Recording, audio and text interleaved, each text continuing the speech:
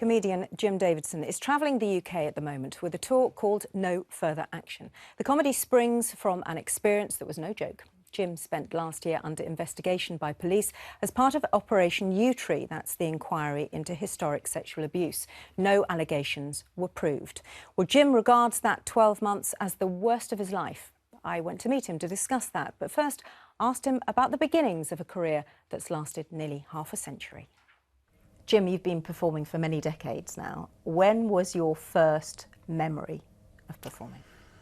Well, my first memory of a real performance was 1966 at Golders Green Hippodrome, where I walked on in my white polo neck jumper and my hipsters and did a 6-minute solo spot as a 12-year-old. Oh, what was that like? Yeah, the gang show. Ralph Reeder's gang show. It was terrifying, but exciting. In the 70s, you won New Faces. Yeah. And then in the 80s, you had your own primetime shows. What was that period like for you? It was a period of great self-indulgence, lots of money, lots of power. I could do whatever I wanted, and it was great fun. Doesn't sound very healthy. No, not healthy at all, really. And, you know, looking back, do I wish I'd saved some money? Yes. Ladies and gentlemen, Jim Davidson. Ladies and gentlemen, Jim Davidson. Do you think part of your reason for wanting to perform was that you came from quite a big family?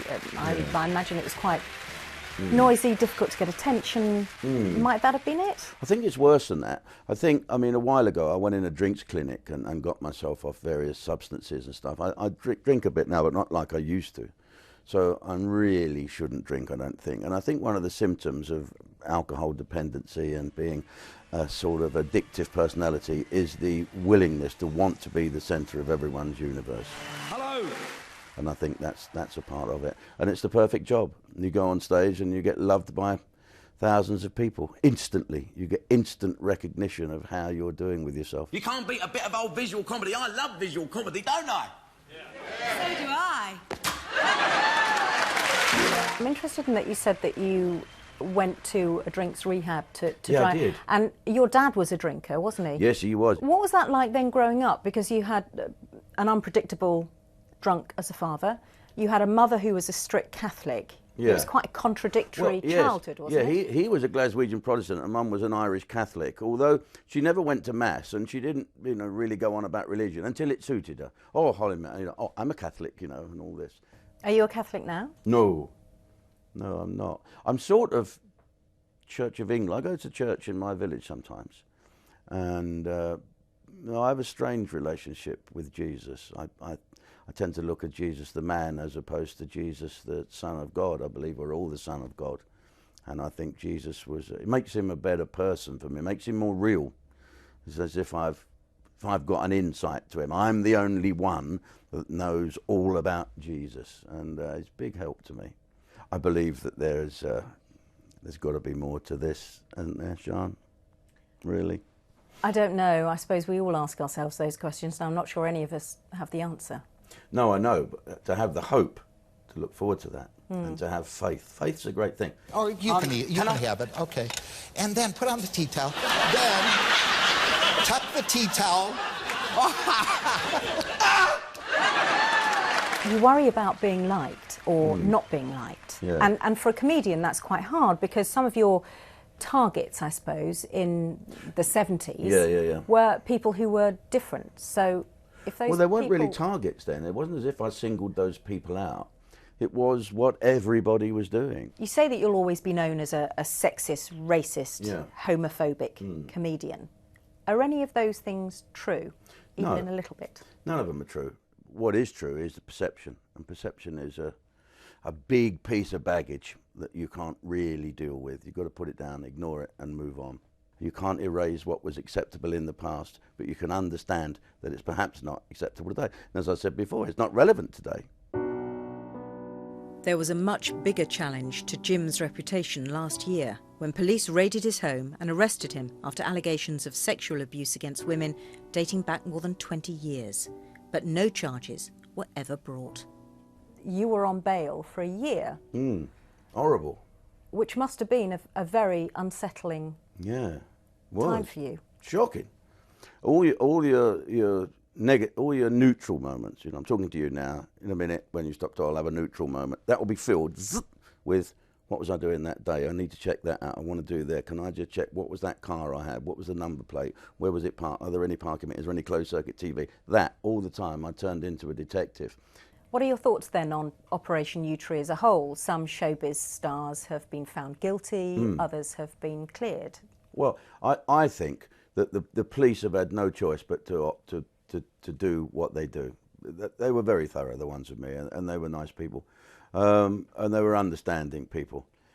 I think, and this is just me, maybe the atmosphere that's been created by the prosecution service, the crime prosecution, is one of, yes, we want you to come forward and tell us what's happened, and you will be listened to. Unfortunately, that's led the door open to anyone who has a grudge from years and years and years ago. What have they got to lose? They can remain anonymous. Do you think it would be better if those who are accused remain nameless? A lot of people have asked me that, if they should remain nameless, and I think that should be decided by men in wigs and gowns rather than an old fat comic from Charlton. Just because I have been arrested and been on bail, and it's not very nice. I don't know the answer to it, really. I know why they announce that this person has been arrested, because they want more people to come forward. On a one-to-one situation, I touch your knee, no one's in the room, it's your word against mine. So they want other people to come forward and say, touch my knee as well, you know. So then there's a pattern. And that's how they work. There wasn't much of a pattern with mine, I don't think. Did people treat you differently in that year? Only the ones that wanted to. I believed the public didn't believe a word of it. And so I wasn't afraid to go and face them. So I went back on the road and went on tour and talked about it. The other thing, the scariest thing was, the accusations, and when I got my statements together, it was so obvious that these allegations could not be true or could not be proven. It's probably a more prudent way to say it. But why didn't the police believe it? So I thought, is there a situation where square pegs are being forced into round holes? Am I guilty without any proof? And I thought there were demons in the air. And I phoned my old friend up, Goose, who's now a co-trustee of my new charity. He's an ex-Special Forces chap. And I said to him, what about he said, you just tell the truth. That will get you through. Truth will conquer all. He's very religious, his old Goose. And I said, well, what about the demons, Goose? He said, you just tell the truth and let God deal with the demons. And did God deal with the demons? Yes. Did you become more religious during that year? Did you need something to fall back on? I said, oh my God, quite a lot. Yeah. Well, not so much to falling back on. I believe, you know, you've got to find yourself before you find your God. And that's where we all struggle. And it helps you to find yourself. And it helps you to look at yourself. And writing the book was helpful, because I was writing that as I was going along. And so when all these demons were circling, thinking, well, how come they think I did that where I couldn't and I wouldn't? And so then I'd concentrate on the facts. I'd go back and I'd read the facts and I'd feel a bit better. But every morning at 5:30 I'd get up and I'd read every paper on the computer, and I still do. It's a pretty nervous place to be every day. It's awful. It was horrible. It really is horrible. But you're still and so there. as we're speaking, there's still people on bail from Yewtree. And there'll still be ongoing investigations. And so there should be, really. You can't hide behind your celebrity and be a paedophile. I don't think that's right. I don't know the answer to it, but all I know is the police have no option but to act the way they are. How has it changed the way you are that year? Well, has it changed the way you live your life? No, it hasn't. I'm still yes, no, it hasn't. I still haven't changed me much, although there's bits of me that are more wary. Now, I've lost a lot of faith in talking to people. Public got me through everything, really. And then the public voted you the winner of Celebrity Big Brother. It was what's that all about? Such a completely different thing to the year before. Way to Big Brother, I get arrested, and then a year later I go and win Big Brother. It's bizarre. It is bizarre. Well, maybe someone decided I needed a present. Who is the someone? Who knows? So this new calmer Jim Davidson. Yeah. What happens now? Where's the future for you? Just getting on with life. Stay healthy. Try and be happy. Stay focused, and be positive. Make jokes. make a few jokes. I might talk about you tonight on stage. Nice to talk to you. Good luck tonight. Thank you very much. Don't put me in the act. I'm not there to defend myself.